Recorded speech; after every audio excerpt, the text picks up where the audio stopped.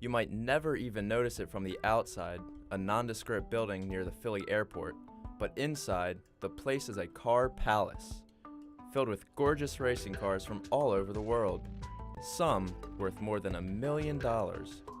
And the guy who owns and runs the museum has a great story of his own. 80-year-old Fred Simeone was a lifelong neurosurgeon who grew up loving racing cars.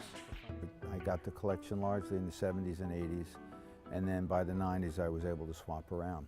So flash forward, we now have a nice collection of sports racing cars, cars with fenders and lights made to race on the roads, and it became obvious that the rest of the world wanted to see these cars. The only way to do that is to create a museum. Acquiring a collection of historic cars with unique backgrounds can be difficult and time-consuming. Mr. Simeone once located a car he coveted in a garage in Argentina. It had been taken apart and hadn't been touched in 20 years.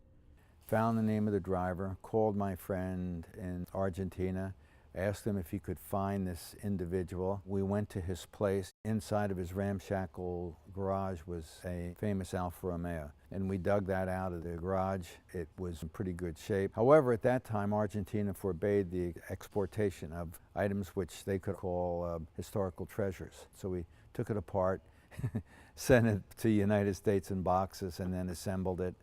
Visitors to the museum experience what it's like to be on the racetrack without the aroma of exhaust fumes and deafening roar of the motors. Even so, Simeone has fought against making the place too pretty. The ground here, they wanted to polyurethane the floors and make them look nice and shiny. I said, no, stain them brown like dirt. We're out here, we're outdoors, road racing is about the road, and so we stained the ground here brown. We made the upper part light blue and the ceiling is white to create a feeling of outdoors. We're lucky that this building has 26-foot high ceilings, which adds to that ambiance.